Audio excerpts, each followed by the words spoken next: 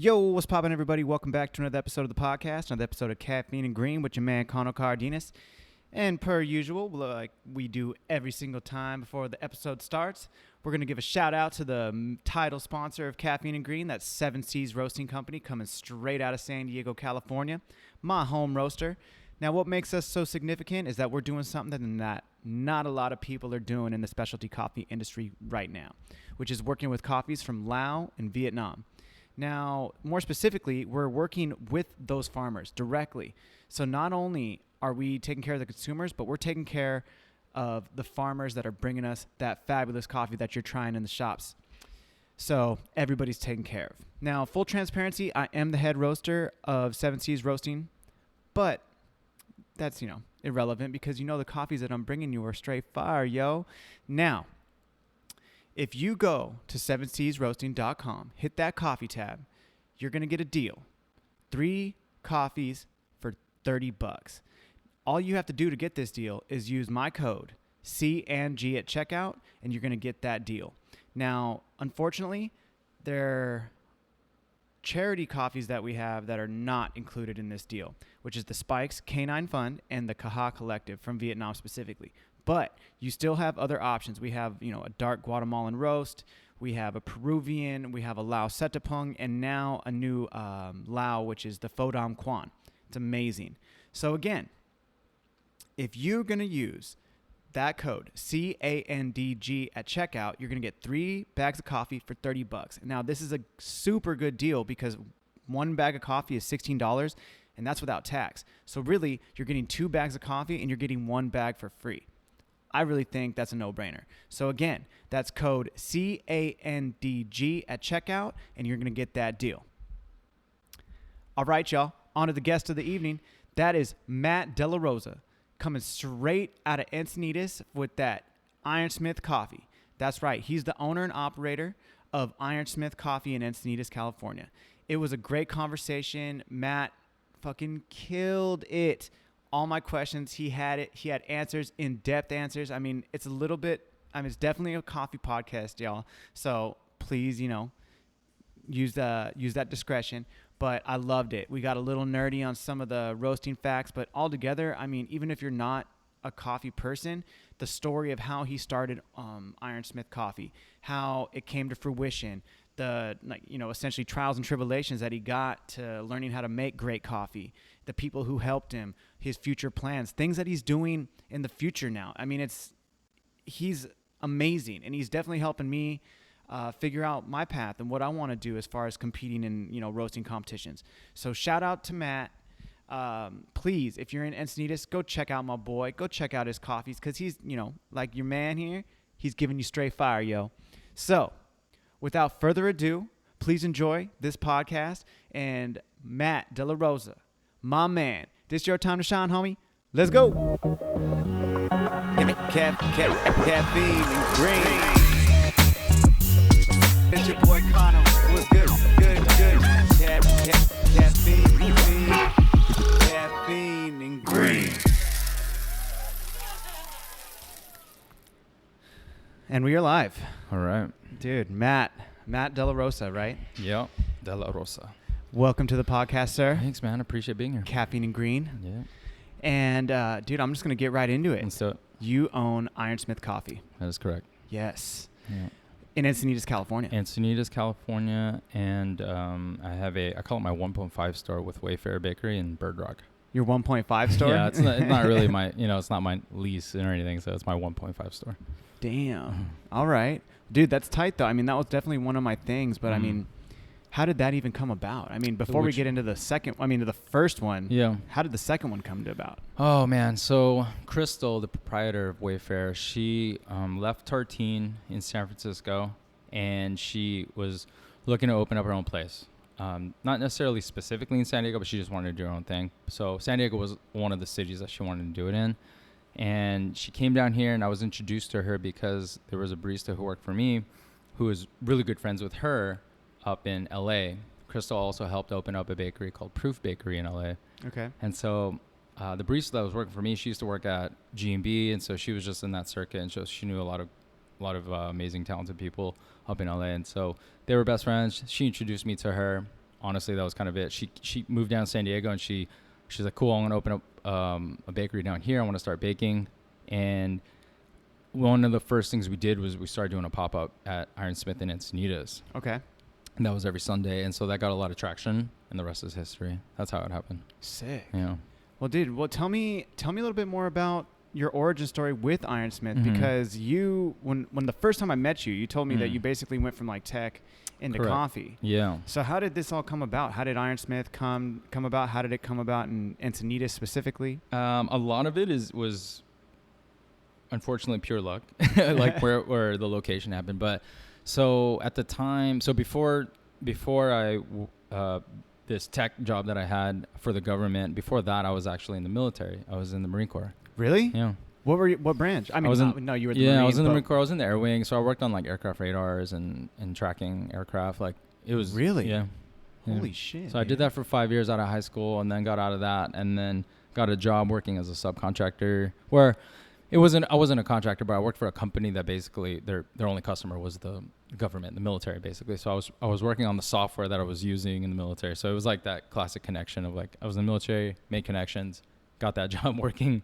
So I did that for 5 years, and I was in my mid 20s, and I was living here in San Diego already. And at the time, this was 2010, 11, 12, like around that time. And around here there was, I think Bird Rock was around, Calabria was for sure around, Coffee and Tea and Dark Horse were kind of the only ones who were like stepping it up here in San Diego, like in terms of specialty coffee. Okay. And there was, I don't want to name everyone, but there was other shops too, but those were like predominantly the shops that you would go to. Of course. And Cafe Moto. Yep. James Coffee Co. James Coffee was like, they didn't even have the shop yet. Wow. They were just roasting out of Poway, wherever, Yeah. That little Italy spot wasn't even around. So that was happening, and I was just getting into specialty coffee myself as a consumer of it. Okay. And everywhere I went, I traveled a lot for work, so that helped. Everywhere I went, I was always looking for the coffee roaster. That's all I knew about coffee, because I didn't work in the industry. I just told you the 2 jobs I ever had in my life was Marine Corps, and I worked as not necessarily a programmer, but I worked in that company as an analyst. Okay. And that was it. Never worked as a barista. I never did anything. Never roasted coffee. But I was, everywhere I traveled, I was always looking for like a coffee roaster, because the one thing I did know is like, oh, if you roasted your own coffee, it must be good. Yeah. So that was it. Yeah. So that's the only like sort of novice, feeble like perception that I had. So I think I was in Santa Barbara one time, and it was just like a little getaway, and I searched for coffee roasters, and I found Handlebar Coffee, and this was, I don't know, 2012 probably, 13. Anyways, I found them, and that was sort of it. I was like, man, what they were doing, it was a super small shop at the time. The roaster was like in their small shop. You walk in, and they're roasting right there in front, and they knew everyone's names. I walked in, and so it was like this small little community, and I was like, that's it. That's what I want to do. Sick. And I became really good friends with Daniel from Dark Horse, one of the proprietors of Dark Horse. Me and him got close, and at this time, Dark Horse only had their Adams Avenue shop. He was just doing straight pour-overs. There was no espresso. Damn, that's how they started? Yeah, he didn't do espresso for a while at that location. Wow. Yeah, he didn't start doing espresso until his second location. Correct me if I'm wrong, but his first location was just straight pour-overs. That second location behind the observatory over in in North Park. Yeah. I think that was technically his second location. Yeah. Wow. That was his first time. Like, and then eventually he got an espresso machine for that location. But yeah, for years that's all he did was pour-overs. Dude, yeah, crazy. I know. So it was a lot different back then. And then Coffee and Tea was around, and that was kind of it in like the North Park zone. Mm-hmm. And Calabria, like I don't want to dismiss them, but they were there too. And so I became really good friends with Daniel, and he's like, he might be like a year older than I am. I don't know. We're essentially like the same age, so he made it look so obtainable. Okay. Like he was just doing it. I was like, oh, that's rad. So he told me his story, and eventually I was getting to a point where I was like, I got to balance. I got to do something. And coffee just was becoming more of like a beacon for me. Like it just sounded like something I wanted to do. And then it was just like a decision that I made. To be completely honest, I started buying, I bought a home espresso machine, and then I bought a little roaster, a little Quest M3 roaster. I started sample roasting myself, and that was it. And because I knew I was gonna roast coffee myself, I knew I had to roast coffee, so I bought that. started teaching myself how to pull shots, how to do latte art. Like all from scratch. Yeah, from scratch. No mentor. No mentor. Yeah. Never worked anywhere. Yeah. So I mean, because I had a full-time job also. Yeah. So I like physically, there was. I mean, I guess I could work after, but I wasn't going to do that. So that was the start. That was like the catalyst. That's how I was going to get started. But it still took me some time. Honestly, it took me like a year or two before I pulled the trigger on like pursuing it as a full-time job, because when you open a business, it's a full-time job. At least that's the way I felt it should be. So what happened was, I was doing I don't want to say cliche, but I was doing that routine where I worked the job, and then after, and I had a full-time job. It wasn't like a part-time, it was a full salary job. And I would get off work and I would go home and like, okay, how do we start a business? Cause I just finished my undergrad in like business management. And so I was kind of just motivated to like use it. I was like, all right, let's do this. So I would go home and just research, like, how do you start a business? What does a business loan look like? What do you need to do first? What's A, B, and C first? Then you do X, Y, and Z. So then it became very apparent that but the majority of my day was spent working at this job, and I traveled a lot too. Majority of my day was still spent working at a job, and very little time was dedicated to opening up a business. Yeah. And I realized like, oh, it's never going to happen unless I put in 100% of my like effort my day into starting this. So luckily I was in a good spot. I was 27, I think at the time. I had money saved. I had a good 20. I had a good nest. Yeah. And I was in a good spot financially, emotionally, all that above. And I was like, all right, I'm going to take the leap. So I think it was January 2014, right after the New Year's, come back to work, put in my 2 weeks. And then at the time I still didn't have a plan. I had money saved, but I didn't know how much money I would need.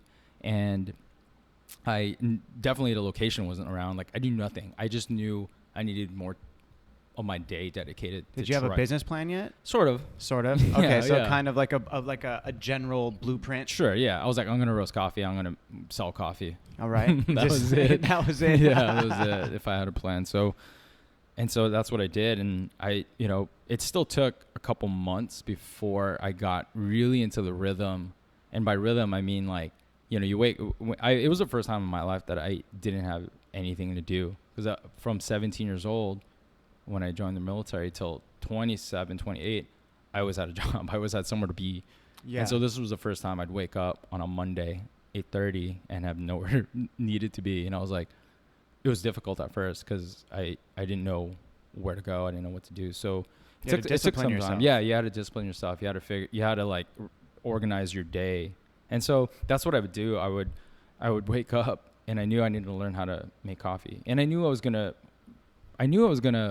be really strict on the team that I would eventually have. And so I was like, okay, I wanted to be the best at making pour-overs. I want to be the best at making espresso or steaming milk.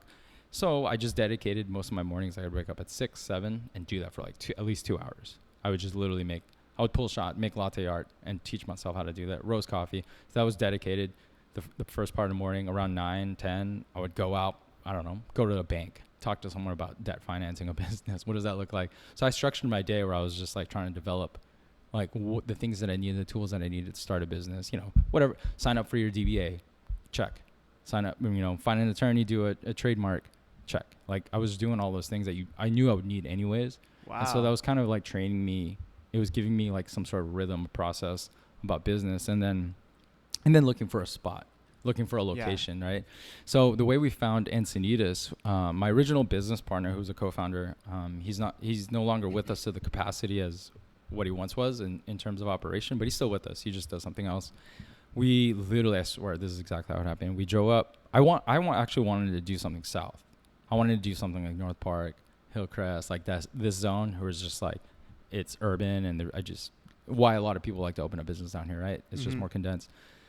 And my partner was like, I don't feel like let's go north. I was like, at the time I was like, where? I didn't know anything about North County. North County was the only coffee shop in North County that was worth mentioning. I feel like was Lofty at the time.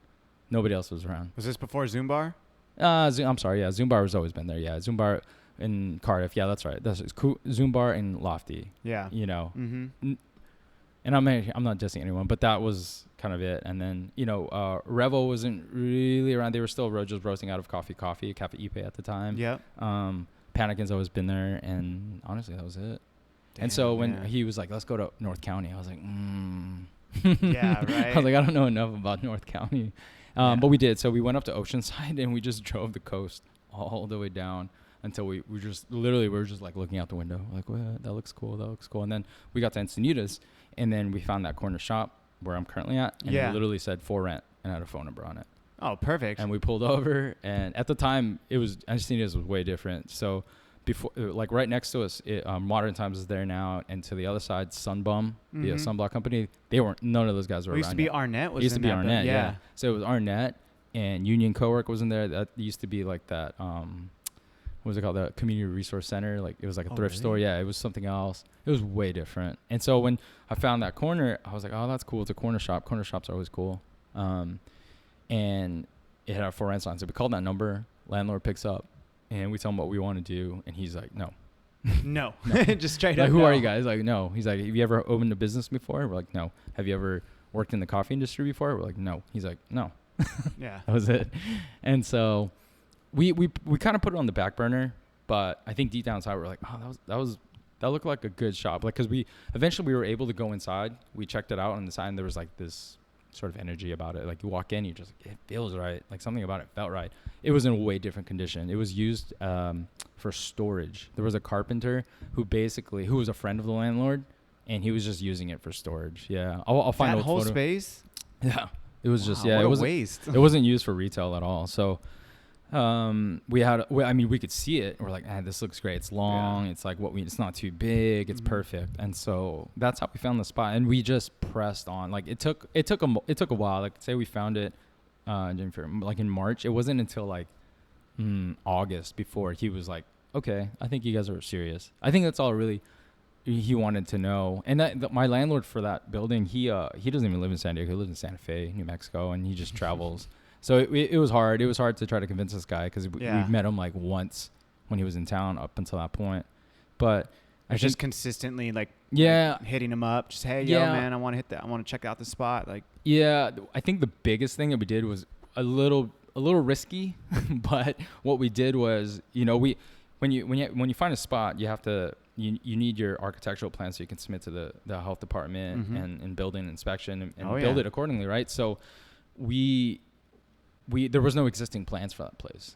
I asked him for it, and he's like, I don't have it. I was like, okay, so we got to hire an architect. We were going to have to hire one anyways to submit like architectural plans because we had to demo the entire place.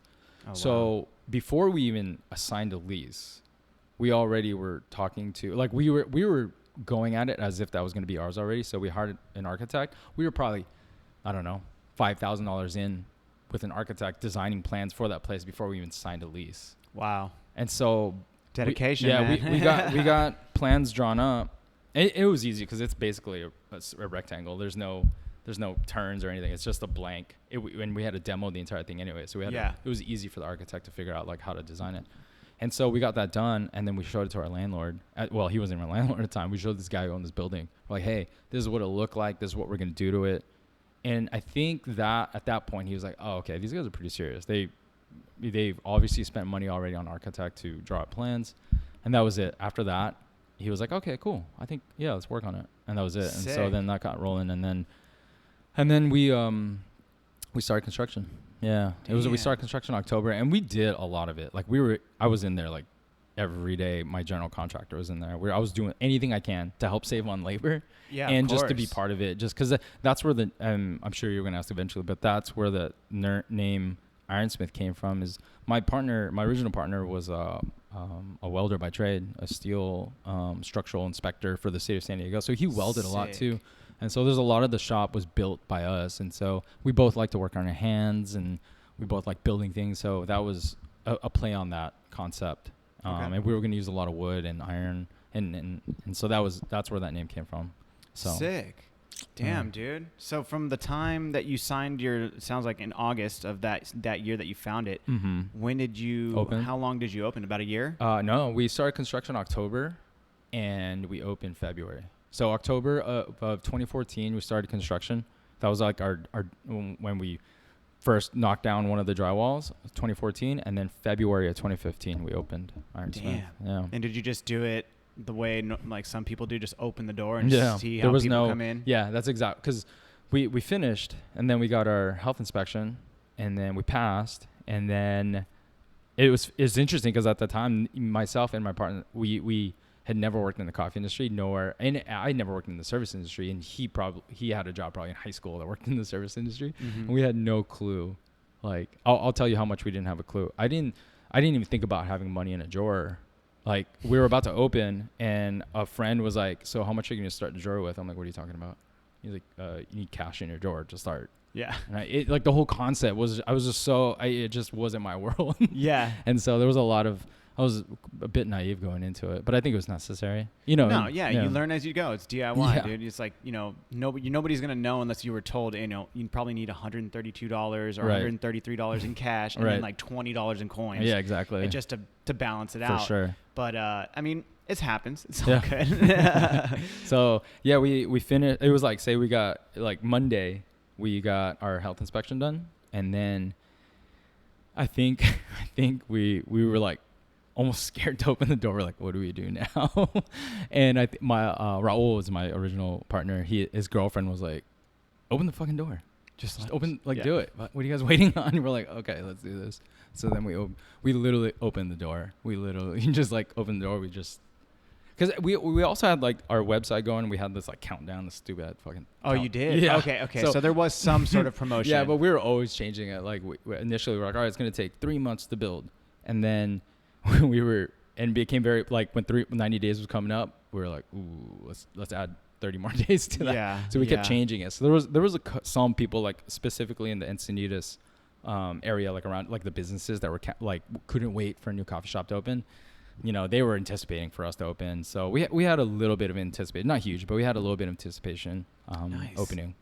I mean, dude, I've known about your shop since I moved to when I moved back to San Diego. I actually moved back in 2016, the beginning of 2016, specifically to North County. So I was there about a year after you guys had opened. Yeah. But I've seen Encinitas change so much. I mean, the first time I went to Encinitas, I was probably 2021. I'm 33 now, so 13 years ago. And when I went there, it was a sleepy town. Oh yeah. The saloon was pretty much the only popping spot. The shelter wasn't there. Yeah. I don't even know if the first street was there, but it was very minimal. Yeah. And now, dude, when I saw Modern Times, fast forward, when I saw Modern Times was going right next door to you, I was all, dude, he must be so pumped. Yeah. I mean, you have a very significant and a very well-established beer company that's sharing the wall with a coffee company. I mean, have you seen sales increase? Have you seen foot traffic increase? Has For that sure helped? Yeah, it's that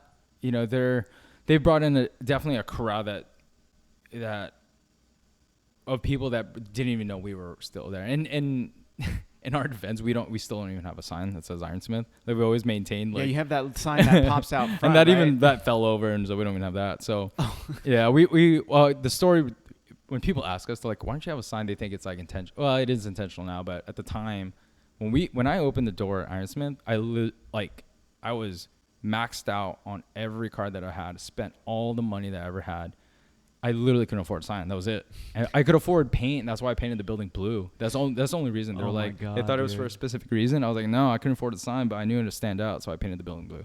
Dude, that's so much sicker though to know that. Yeah. That people will definitely know that now. I think that's just be like, oh, look out for the blue building. That's Matt's spot. Yeah, dude, that's the reason fucking why. badass. So yeah, there's definitely people that come to see Modern Times because they have a wider reach of people, like, you know. So there's people who come in who just go to Modern Times and maybe they'll grab a beer and they're like, oh, I need to sober up, as if that works. So they need to come and get coffee. So that happens a lot, you know. So it's been good. It's been great. Yeah, this is going to be their first summer, so we'll see how that works out. Summers are always crazy on Encinitas. Yeah, dude. Yeah, that's how the first time I ever went into your shop was actually in 2015. You had just opened, and I was going to Arnett to go interview Willie Santos. Oh, okay, yeah. He was he like, was sponsored by them. Yeah, yeah. He was always around, yeah. He was like, meet me at Arnett, and I was like, he's like, before you get there though, I was like, oh well, where should I just chill? I mean, if I show up early, and I walked into your spot and had an iced Americano, and I was just chilling there. At the time, I was still living back up in the Bay. Oh, yeah. So I flew in. Drove my ass up to Encinitas, and then I was like, "Oh, okay, cool. There's a coffee shop. Yeah, Sick. spot right here." And then I went in there, and I was like, "Oh, fuck yeah." Yeah, cool. But so you did teach yourself, and one thing I did want to kind of touch on was the first time I met you, you had told me that you basically just you went from the M3 roaster to basically that Diedrich that I have, that i5. Yeah.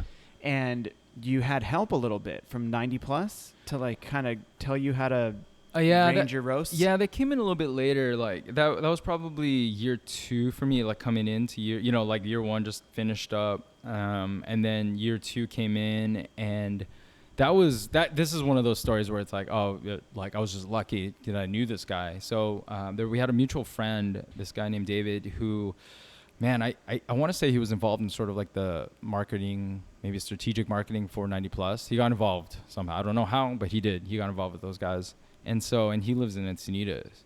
Oh, nice. And what's crazy is that guy David, before I opened up Ironsmith in that specific building, he had aspirations to open up his own coffee shop with his wife in that location at one point. Oh, wow. And so when we opened up, he started like, whoa, I got to check these guys out. So that's how that friendship started. And this guy, he's one of these guys who's just kind of done everything in life. He's a little bit older. He's probably in his 50s right now, but he worked for 90 plus, and I think what he noticed about me, it was just I was willing to learn. Like if you told me I wasn't up to speed on something, I never took offense to it. I was like, okay, what do I do do I have to do to get better? Got to hit that book. Yeah, real exactly. Quick. So I think he saw that in me, and so he gave me an opportunity and connected me with those guys. And for a little bit there, I was working with them. I never specifically worked for 90 plus, but I was working with them. I roasted their coffee a bunch of times. I even got to travel to Norway and Taiwan,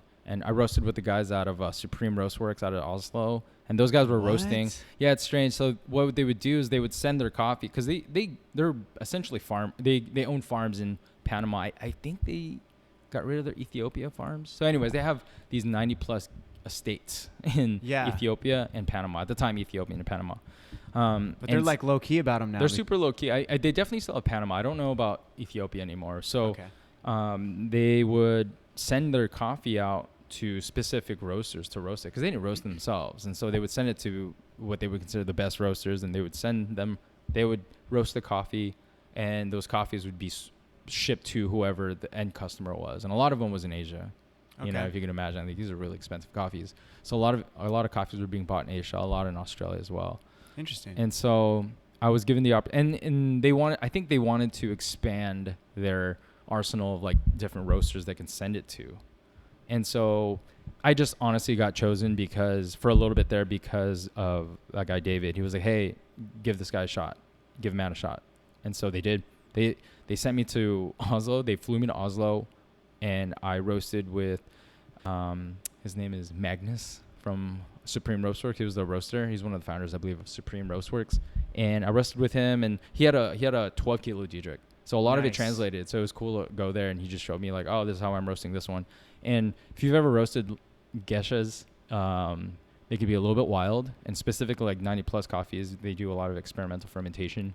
And so the way it roasts, it's wild sometimes, and some of the beans are super small, and you're just like, this doesn't even look like you should roast this coffee right now. Just so super dense. Yeah, they're super dense, super small, like their color weird, And so he showed me a couple tricks, and then after that trip, they sent me some coffees to roast, and specifically I was sending it to, at the time, they're not even around anymore, but Alpha Da Vinci had a bar in Brooklyn that they opened up, and I would send them coffees, and they would sell them there in Brooklyn. They were just a bunch of 90 plus coffees. Damn. So they were sending it to me. I would roast it, ship it out to Brooklyn, to Alpha Da Vinci. I forget what that place was called. It's not around anymore because Alpha Da Vinci just closed shop. They're all gone. So, oh, really? Yeah. Okay. So that was it. So I was roasting with those guys, and in between, I got the opportunity to send some coffee. They would send coffees to, what's his name?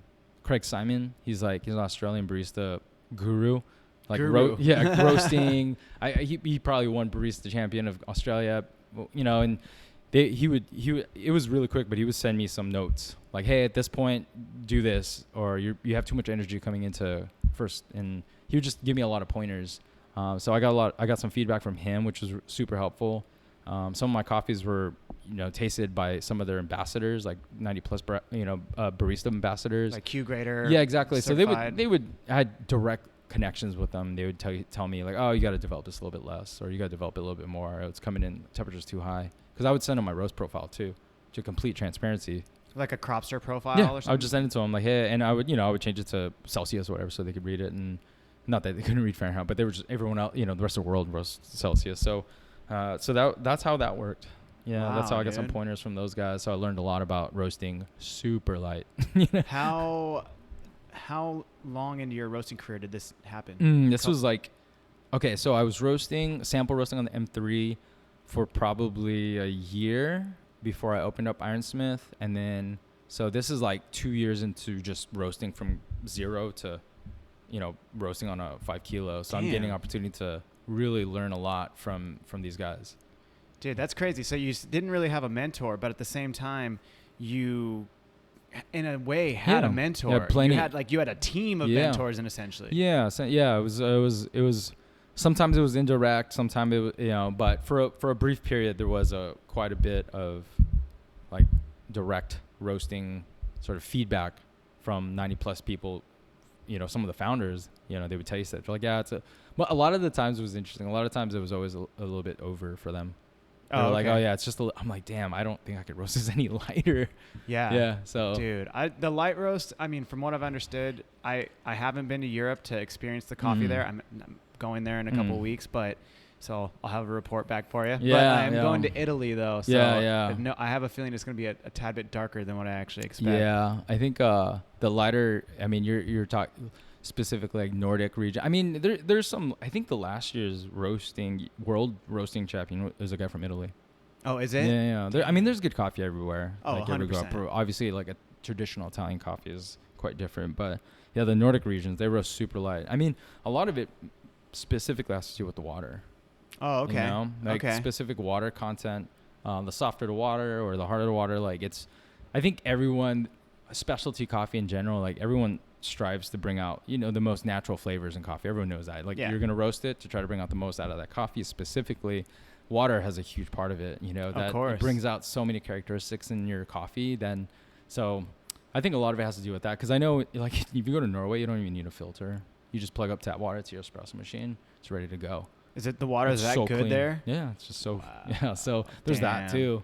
So for us here, we need like the craziest RO systems. Yeah, you need the gnarliest RO system, dude. Here we have the shittiest water. I mean, dude, the water in Albuquerque where my mother lives is just horrible, bro. It is so heavy and so hard that if you do not straight up like wipe with like a squeegee in the shower off of the dude, it just looks like salt dried on there and has been caked on for years. And that's like one shower. So the water out there is no bueno. Yeah. But so as you're doing this, you open the shop, you're about 2 years into the roastery. How did you come up with an espresso recipe? Oh, okay. So that's interesting. So that happened. So before I even opened up Ironsmith, I was always huge into metrics. Like I knew I needed to be able to quantify. And at the time I was like, it just seems too much like guessing work. Like put this much water and hang out and stir it. It's going to taste great. But I'm like, how do you repeat that though? Like, how do I repeat that hundreds of times a day? Like I needed some sort of form of metric. I don't think the shop is around anymore. There was a shop in Long Beach, and this guy that I was buying a used grinder from, he was asking me like what I was up to, and I was like, oh, I'm opening up a shop, and he started asking me a bunch of questions about my style of coffee, and I was like, I don't know, I just do pour overs, like I don't know what to tell you. And he was like, okay, and then he started telling me about this is what he does, and that was the first time I saw a refractometer, TDS refractometer, and he's like, and at the time I'm like, what the hell is that? And he's like, oh, it measures your extraction percentage. I was like, okay, like I knew nothing about it, and so he showed it to me. And at the time, I'll be honest, I was kind of like, there's no way that's like helpful. Yeah. And then he only did batch brew at the time. He didn't do pour overs, and this was all. I was like, you don't do what? You don't do pour overs? Who are you? This is not a specialty shop. And so he had me try. I remember this. I tell this story every time. He made me try one of his batch brews. It was George Howell, Guatemala coffee. I remember this specifically. He made me try it. And in my head, I'm like, there's no way that coffee coming from that half-gallon carafe is going to taste good. He gave it to me, I remember, in a cortado glass, in like a Libby glass. Yeah. I drank it, and I remember in my head, I was like, damn, that tasted super good. dang. And then I remember him saying exactly, he was like, oh, it's at 1.31 TDS. That's what I like it at. And I drank it. I was like, in my head, I was like, damn, that's good. But I didn't say it. I was just like, yeah, it's all right. Ah, damn. Yeah, hella too cool. It like changed. Yeah, it changed everything that I knew about. I was like, holy shit, there's no way that tasted that good. Yeah. And I remember seeing it too. It was so clear. It was like, it looked so light. I was like, oh, that's like, you didn't even brew it strong enough. That looks so light. And so that changed a lot for me. And I was like, damn, that was amazing. And so it got me in that rabbit hole. I was like, oh man, let me look into this refractometer. So I found one, I bought it. And I had to sell like a guitar or something, because at the time I didn't have the job. I wasn't working anymore. I was just spending money, to try to start this place up. And that refractometer is not cheap. I don't know what they are anymore. But at the time they were like, bucks. yeah, they're like $700-800. Yeah. I was like, oof, all right, I got to sell something. I'm not gonna just drop $800. So I bought it. So I had a refractometer. I was still very novice at using it. Like I would make a pour over and measure it and be like, and I understood extraction and like a tolerance of like where we want extraction to be and what strength was. And so I had that with pour overs. And so I felt like my filter game was strong. And so I was like, that was all I cared about. And espresso was like this whole other beast that I didn't fully understand yet. And so I opened up Ironsmith with that that was my, like the principles I knew. It was like, I knew how to make filter drip, pour overs. But that was about it. And my espresso game, I don't know. I don't even know what I was doing. I was like, I would pull shots and I would go. I had a Slayer at the time too. I had a Slayer. Espresso machine? Yeah, version 2.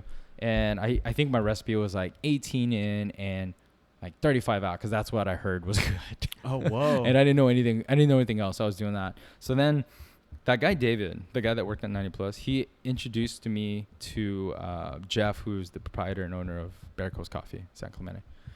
And I read an article about those guys. Yeah, Okay. Yeah. So Jeff had just opened up Bear Coast probably not even a year before I did. Maybe let's say 6 months before I opened up Ironsmith. But Jeff was the GM of Portola Coffee back in the heydays when Portola was just in Costa Mesa and they were killing it. They won like Roast of the Year. So he managed that entire operation, and to some degree I would say made Portola what they were at the time. Like it was an incredible shop. In the 2000, 10, 11, 12 eras, like they were crushing it. Quality was amazing. It was doing something so different in that area. So he left, and then he started his own thing. I think there was like there was definitely like a period there was a gap before he did that, but he left Portola and then started his own thing, Bear Coast Coffee in San Clemente, down by.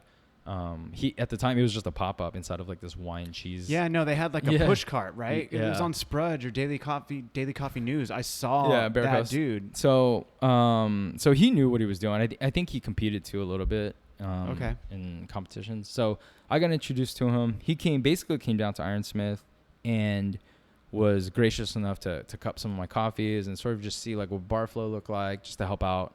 And I remember specifically, he goes, all right, these are the things you do really, really well. Like you have a great team. Your customer service is great. Like that, those are some things that are just like unteachable. Like you guys have to either have it or you don't. He's like, but your coffee is terrible. Like basically is what he said. He's like, damn, your coffee's not, you need to step it up. And what was difficult about it is like, he didn't roast coffee, but he knew how to taste coffee. He's like, I don't know, man, but you got to develop this more. Like this is a honey Costa Rica and it's not sweet at all. I could tell this is like over. This is too light, and there was just a lot, and I was like, okay. Maybe like development times are too long or too short. Yeah, like roasting for me was still. This is before I was even working with the 90 Plus guys, so it was a lot to take in. Mm-hmm. I definitely wasn't. I didn't take it negatively. I was like, okay. No, yeah, you're trying to learn. I was like, damn, okay.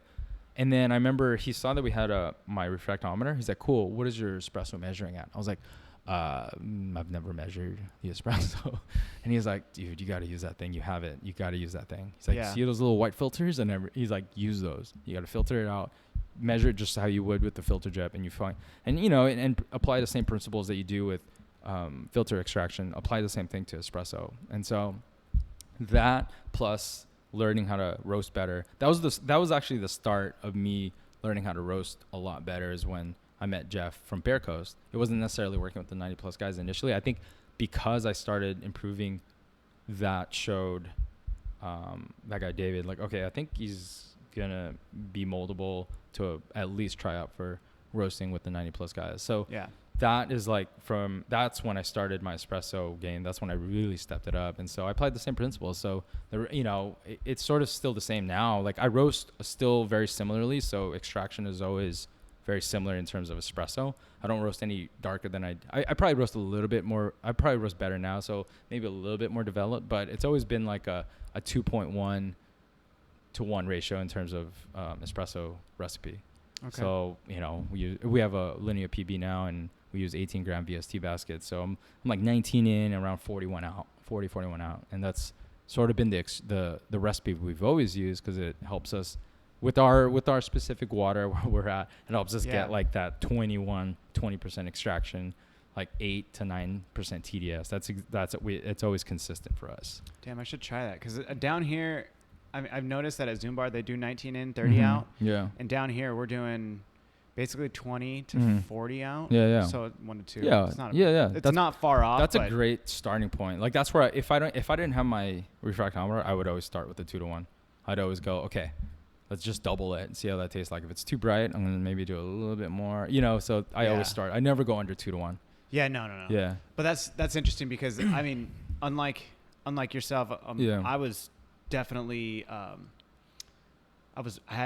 mentored super hard, and then I roasted under not only the owner but the head roaster of Zoom Bar for 2.5 years. For a minute. I remember you telling me that. Yeah, dude. So it was I feel very lucky that that's how I learned how to do things, and I specifically had to roast espresso. Sure. That was Fridays was my day to roast. Yeah. One of 2 days that I had to roast, and it was only espresso. Yeah. So I think I'm very lucky in that aspect. Yeah. Where when it came time to come here, I already knew what I liked. Yep. I wasn't going to repeat I wasn't going to copy a recipe, but I knew the parameters that I could work with, especially with 2.5 years working under 2 people. Yeah. You get to work with a lot of beautiful coffees, especially what they're doing there. But yeah, I mean that's pretty awesome, man. Because I talked to Siri Cimarron about her espresso. Mm-hmm. I mean, she has her barista background, so she had a different approach to it as well. But it's interesting hearing everybody's approach. It's never the same. It's never like even remotely the same. Between Asa, who I've had on the show, and Siri Cimarron. Mm-hmm. Do I have any other roasters? I don't know right now, but between all of us, completely different. Yeah. Everybody has different, like what they're pulling out in seconds wise. Yeah. It could be 25 seconds, it could be 30 seconds. I mean, it doesn't even matter. It's just, it's so interesting hearing it from all the different aspects.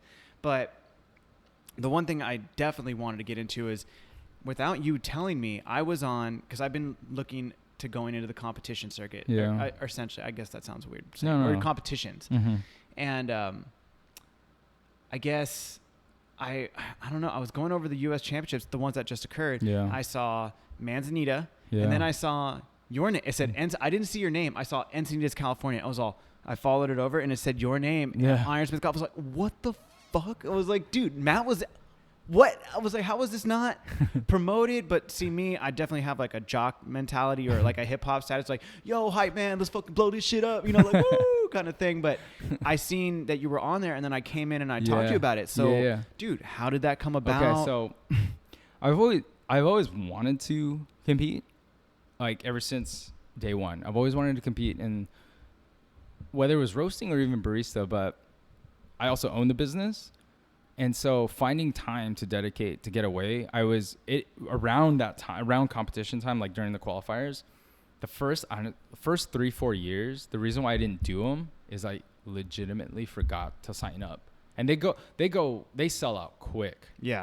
When you want to sign up for that, you have to set like an alarm, and it's like trying to buy concert tickets, like the hottest artists. Like you have to get those quick, or else they'll go and you'll be put on a wait list. So like the first 4 years, 3-4 years, I missed it. I always wanted to do it, but I always just missed it because I forget to sign up because I'm filling out payroll papers or something, like something like that. And so this year, same thing happened. I was like, oh yeah, I want to do that. That's coming up. And so when I went to go sign up, I was like, oh fuck, that happened an hour ago. I went on and it says like full. And I was like, damn. An hour in? Yeah, it was like, they go fast, man. Because they only have so many spots. Like for qualifiers, there was only so many spots, you know? So I was like, damn, fucked up. All right. So, but this year I decided to put in for the wait list. Just like any other wait list. Like if someone bumps off, your name bumps up. So yeah, I kind of forgot about it. It was like, well, let's say, I don't know, November. And I forgot about it. And then all of a sudden I get an email from like the competition manager saying, hey, someone left and they said they can do it. Your name got bumped up. Do you want to do it? You got today to accept it and pay the fee. I was like, oh shit. Okay. And in my mind, I was already had forgotten about it. I was like, fuck it. Let's do it. So I signed up. Yeah, sure. I'll do it. And so I went to the Nashville qualifiers. Yeah. There was Denver and there was Nashville. I mean, I would have chosen to go Denver. It's closer, but that one was full. Nashville was open. So I went to Nashville and I think I had like 2 weeks really to prepare for this because of procrastination, I'll be honest. Like they told me that I was accepted. I was like, cool. I was like, what do I do? And they said, we'll send you a coffee. It's a green compulsory coffee. You got to roast it. And then you basically just do a presentation, talk about the coffee in front of the judges. I was like, all right, cool.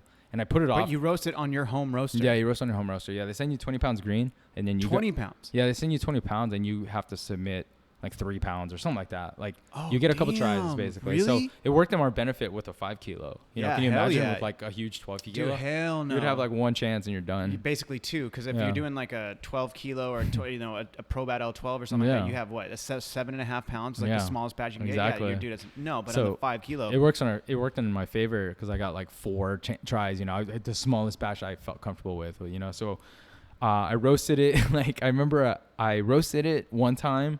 And I knew I wanted some help, so I contacted Dana from Inter-America, who's a good friend. Yeah, no, she's our person. Yeah. So I mean, I bought a lot of coffee from Inter-America, and Dee and Dana are really tight. So I reached out to her. I'm like, hey, I need a favor. I was like, I need to roast this coffee. I'm doing the competition, and could you help me cup it? I need some, just to make sure I'm in the right ballpark in terms of, like perception, like what's this taste like?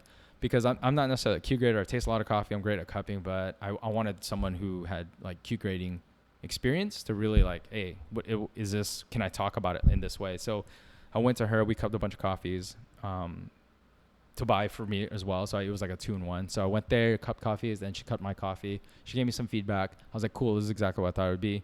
And like 2 days before I had to go to Nashville, me and my one of my business partners now, he's our brand director, he created like visuals that I wanted. I was like, all right, I want my roast profile in here. I want these. And so I created like these, like, I don't know, almost like visual guides to put in front of the judges. And so this was like 2 days before the competition. Not PowerPoint, but like an old school presentation. Yeah, I had a styrofoam board, printed like a sick visual on it. And then there was going to be 3 judges. And I had some Ironsmith brand on it. And so, you know, I was trying anything because you weren't given any visual aids. Like you could have just stood there and talked about the coffee. They weren't even cupping it. They cup it before your presentation. You literally stand there in front of 3 judges, and there's like a bit of a crowd there. That's weird. So they already know whether or not your coffee was good or it sucked, but they're just gonna see how well you present. Exactly. That's part of it too, right? Like you can roast coffee. It could be mediocre, but you talking about it, your process on why you roast it a certain way is a huge part of that process. Like you can roast that coffee and they could score like an 82 or something. Right. But if you said like, oh, I did this because the coffee sucked anyway, so I'm going to roast it this way and try to bring out the most. I'm like, oh yeah, he realized the coffee sucked anyway. So that's a big part of it, to see. The judges wanted to see how much you knew about the coffee starting off and why you did what you did to roast it a certain way to achieve your end result. Yeah. Yeah. It's not necessarily, I'm not going to lie, it's not necessarily the best tasting coffee what wins. That's part of it. Of course, it can't taste baked or anything, you know. But no defects. Nuanced flavors, no defects, something like that. So 2 days before that, I got a presentation together. I was so ill prepared because I just put everything off. I was probably stressed from a couple things from the shop, and got to Nashville. And, you know, the day of, I was like, okay, focus. This is what I'm going to say. And I've always considered myself I love like public speaking. I'm comfortable doing it. And so doing it almost came natural. And it's plus, especially with, I'm talking about roasting. I do this like all the time. This is what I do. So it came very natural. So I did it, and I remember I left. We were done, and I think we had 5 minutes to talk. I remember this, but I spoke a little too fast, so I ended like 4.5 minutes. At the time wasn't counted against you. It was qualifiers. So it wasn't counted against you, but I remember I realized, I totally forgot to. I think I forgot to talk about like tasting notes, which is huge. Yeah. Like I forgot to even talk about it. I just basically said, oh yeah, and I did this, and the development time was this, and I did this, and thanks judges. That was it, and then I left, and I remember we had a flight later that, like, I didn't even wait for the like award ceremony. I was like, I gotta go. My flight's gonna leave in like 2 hours here, so left. And just kind of like, when you're done with something like epic, like you're just like, fuck it, it's done. I'm out. Yep. You're like, I don't care what it is. It's done. I'm gonna look past it. On to the next. Yeah, on to the next, like whether we pass or not. And I think I was checking out of the hotel, and they came out with the results. And I wasn't like top, like podium or anything. I was like top, whatever, 12 that moved on to finals though. And I saw that. I was like, oh, and I was high. I was like, sick, finals. Yeah. And so that's how qualifiers happen. So that was Nashville in like December or something. You go to Kansas in March, Virginia. right? Yeah, Kansas was in March. Finals was in March. Dude. Yeah, so that's how that happened. Now, finals, I did not do well, but this is how finals happened. So we get there, and this was the first year I believe that they did it like the world champion competition. Because before, what you would do is similar to qualifiers. You would roast it, and you would bring it, and you would talk about it. Okay. Like the roasting competition is super low impact. Like it's not exciting at all because you got the barista competition. There's a lot going on. The Brewers Cup, and they're brewing on site, and they're talking about it. It's really exciting. Cup taster is even more exciting than the roasters competition because the cup tasters, you're at least tasting coffee. You could see people doing something. But the roasters competition was always like the lowest excitement because you're just standing there. You're doing nothing but standing there talking about your coffee. That's how it was in the past. Okay. This year they changed it where you actually have to roast on site. There's roasters there? How many? Like there was physical like roasters. You physically had to roast on site, and then they cupped it after. What the? Yeah. So dude, what? How do they do that with all the back flues and everything? There's multiple. So roasters? I think it was Mill City Roasters. They have this like mobile. They have this mobile like truck. It's sick. They have this mobile truck, and they're small. They're not. They're like 3 kilo, not even 1 kilo. I've they're like seen 1 their kilo small roasters. They're tiny. I would consider that a sample roaster. So they have those. Those were the no. It was bigger than 1 kilo. Maybe like one of their 2 kilo double Yeah, barreled. it's like a 2 or I've 3 seen those. Yeah. So they had like 2 of those in the truck, and then on the other side of the truck they had their sample roasters, like 500-gram sample roasters. Whoa. And so they had this whole setup. And so the competition was it was pretty intense. Like you had to sort the green coffee, so you had to know how to search for defects. You had to do that whole thing, and then you had to sample roast, and then you do a production roast. And then you have this like sheet that basically describes, like, instead of a presentation, you have this sheet and you have to basically write out your presentation. You're like, oh, I'm going to drop it in at 400 degrees because I want it to drop. I want the equilibrium time to be this. You had to explain every step of the way and what you were going to do. And like at 3 minutes, I'm going to open up the air to, 50%. You had to explain everything. And then your roast was going to be cupped later that day, which is kind of strange, but they're going to cup it and then look at your written presentation and compare your cropster profile and see what you actually did. Was it close to what you thought you were going to do? And so you have to do this before you actually roast it? You don't get to do it as you're roasting? You get some sample time. So it was like a 3-day process for us. The first day was what did we do? I think like we either sample roasted first, and then the next day we got production roast practice, because that was the first time I ever seen that roaster, to work on it. Yeah. I was going to ask you, is it like similar to the Dietrich where it's It's similar. It's a drum roaster, but it's smaller and double barreled. Yeah, but on our Dietrich we have essentially, I mean, we could make it seamless or stepless in terms of airflow opens, but there's 3. Yeah. There's like close 50% and 100%. Then through the drum. Yeah. And then maybe lift open the maybe top if you want to do that, right? Yeah. But on the Mill City Roasters, it's like a stepless. Like you can go, like you can turn up the fan to 100. Like it's more convection. Exactly. So it was the first time I seen it, but I was like, okay, drum roaster, sick. I'll figure it out. We had production time. We had like 1 hour or probably less than that, like 30 minutes of practice time. And they gave us like, 12 pounds green to try to practice with for 30 minutes. So we just had to figure it out. So we sample roasted first. Then we got to cup those coffees. And then they gave us production roast practice. And then the next day was like full on. You have 30 minutes and you have to submit 3 pounds of roasted coffee. And then that's what will be graded. Whoa. And so the whole time you have this like sheet and you can like write on it but what you're writing on, you don't get any notes like in terms of like you could write notes while your actual competition time when you're roasting, but that's useless because you're not going to be able to roast again after that. So up until that point, the whole time like I'd be in my hotel night and just like writing out. I was like, okay, I remember it did this, and so they give us access to our Cropster profile too, and so I got to look at that, but it was hard. I'll tell you, it was hard. It was the first time I saw that or used that roaster was like during production time. So I didn't prepare myself at all. Like I didn't even look up what roaster was going to be. I could have done that. I went into it kind of like, okay, I know what I know. Let's see what happens. The people that won and the girl that won, I think her name is Shelby. She's the one of the roasters for Is the girl Huckleberry. from Royal? Oh, no, okay. Huckleberry. Yeah, Huckleberry. They kill it. So I remember I was roasting with her too. She was like, because we go in twos because there's two roasters. So it was always me and her. Me and her would go into sample roast together. Me and her would go into, and you know, we're all roasters. Like we're all in the finals, so we're all like you all know should what know you're what we're doing. Yeah. Yeah.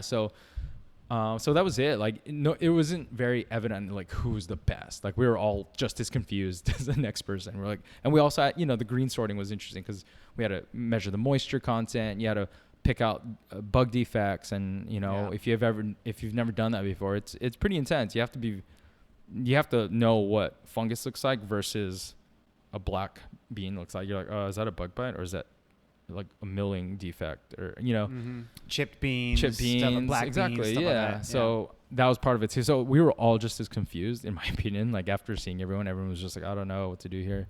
But after it was all said and done, Shelby had won, and I remember seeing, and she was either talked about it or I saw it somewhere. But she had done a lot of research. She like went to Mill City Roasters, practice on it. Like she went into it knowing what she was going to do. I'm not saying, you know, the right person won. Like she won because she worked for it. Sick. You know, I went into it like, oh, I'll figure it out. Yeah.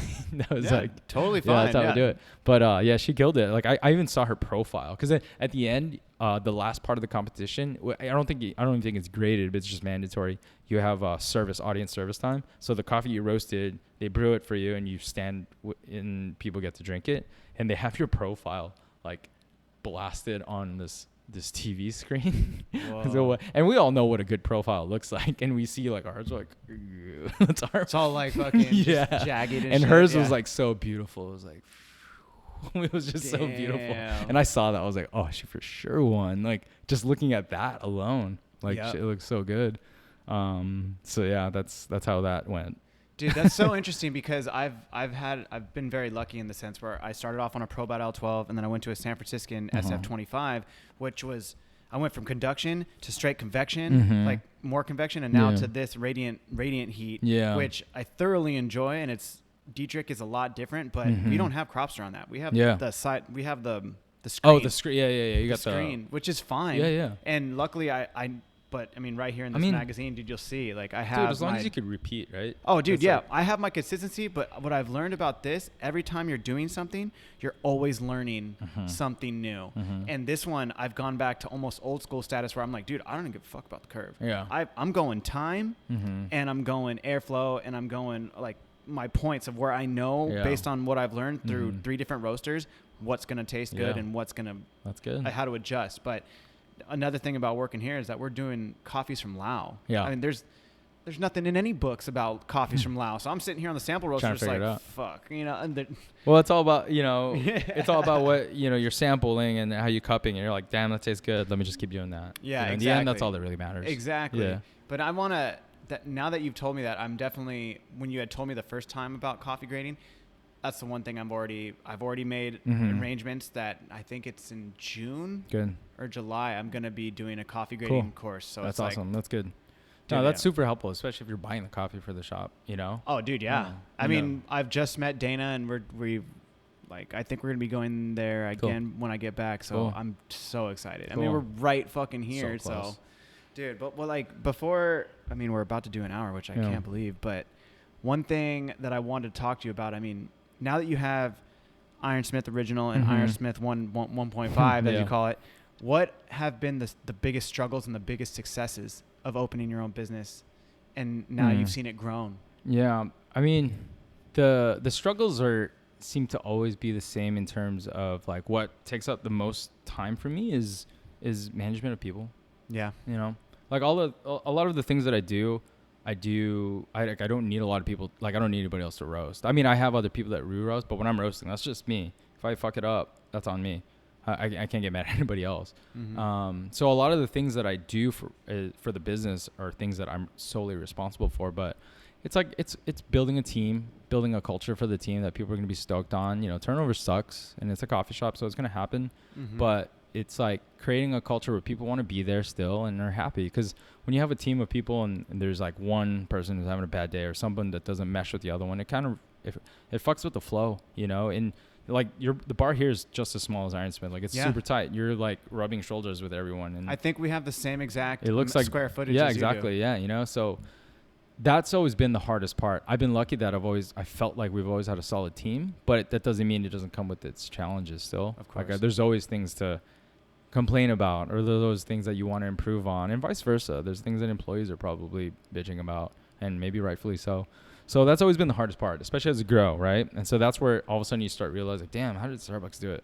Yeah, like, for real. How do they have like 1 million stores and maintain, you know, a specific culture? It's hard. So kudos to them for doing that. So it's hard even having 2 shops, building and making sure there's continuity between the two. And then even that is like, sometimes it feels like two completely different like businesses sometimes. Oh yeah. You know, and the people there don't even know the people up there. Yep. And then you try to have a team meeting with everyone, and it's like they're strangers, but you're like, no, be friends. Come on, be friends. You guys are the same team. Yeah, exactly. So that's been the hardest part that takes up the most of our time, and that can be solved by finding the right people, maybe finding the right manager who wants to take that off the load, you know, stuff like that. So that's been the hardest struggle, and I feel like that'll probably always be the hardest thing, you know. Yeah. So you know, the shop, you know, I've always 4.5 years in, we have a lot of processes that we've implemented to make coffee making like super repeatable and consistent. Like that stuff is our tried and true, and we stick to it. Obviously we still try to figure out what's over the horizon, like how do we make it better. That doesn't mean we're stuck in our old ways, but we have workflow processes that we know work. We know when the rushes come. We know how to staff properly. So that's all taken care of. That takes time too, you know, when you're starting a business, especially when you've never worked in a service industry. But I would say that's the struggle, the hardest part about growing, is trying to maintain a culture and make sure everyone's still happy and like working there. Oh yeah, dude. What about your successes? So the successes, that's interesting because they always come in like random forms. I always feel like, oh, they're going to be financial. No. Like I don't know if I've ever, maybe once or twice there's been like, oh man, that was our first like $2,000 day, you know, that then I forget about it. I don't even know when that happened, you know, things like that. I always think it's going to be that. No, the successes come a lot with surprisingly like sometimes things that don't have to do anything to do with coffee, you know. Yeah, like I said, like figuring out work processes that work. That's always like, I remember the time where I figured out how to do our espresso properly, because we were doing like, I think we were using a Mazda whatever major, like it was a Mazda grinder, but it wasn't like the best grinder.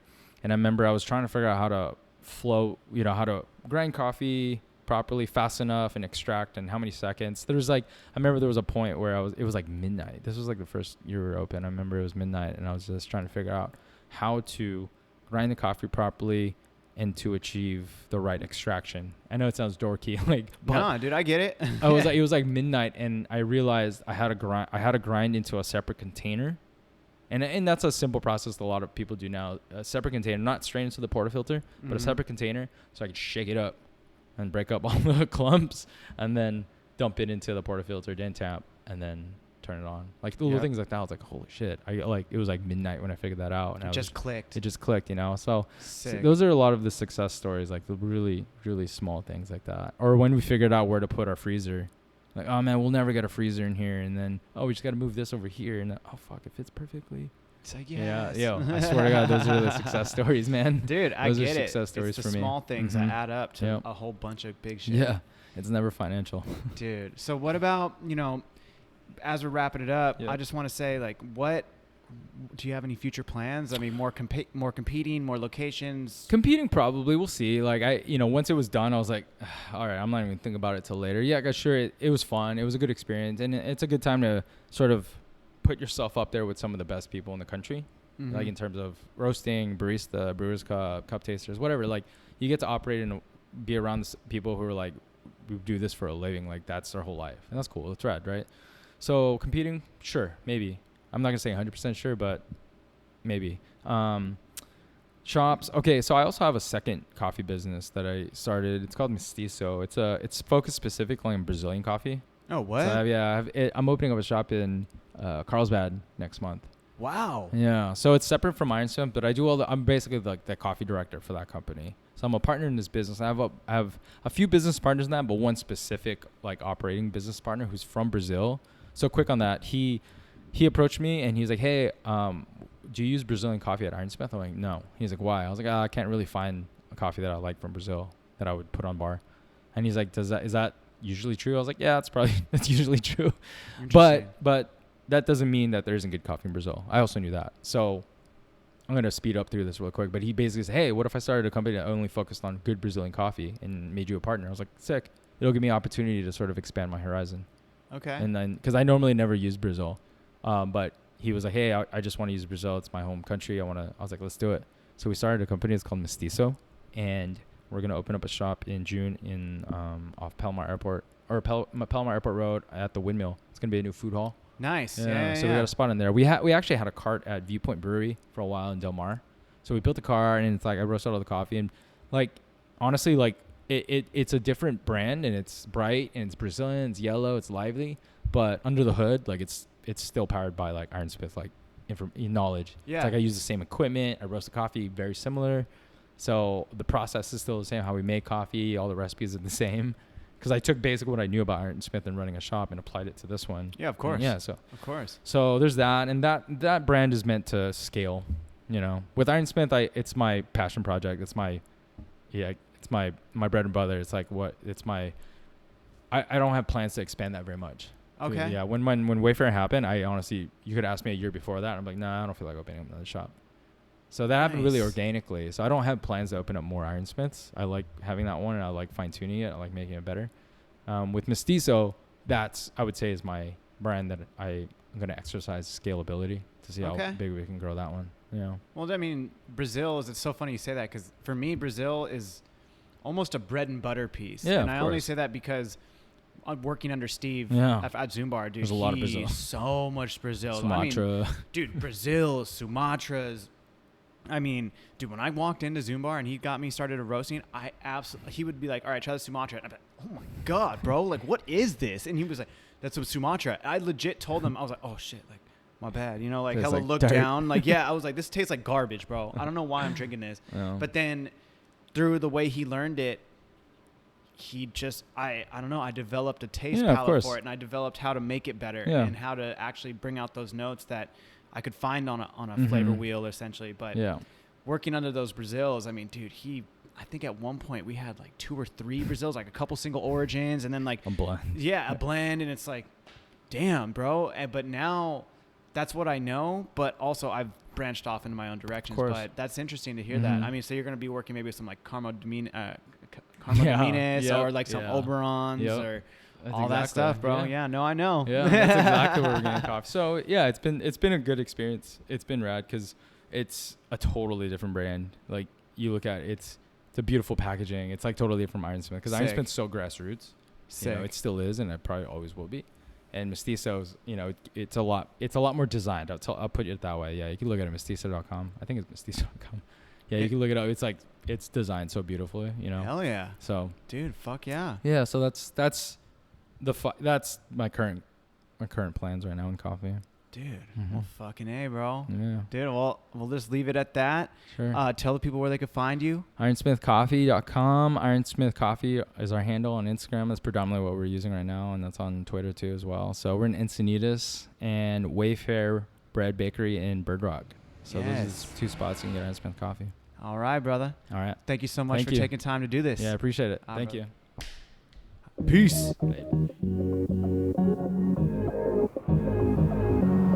Bye.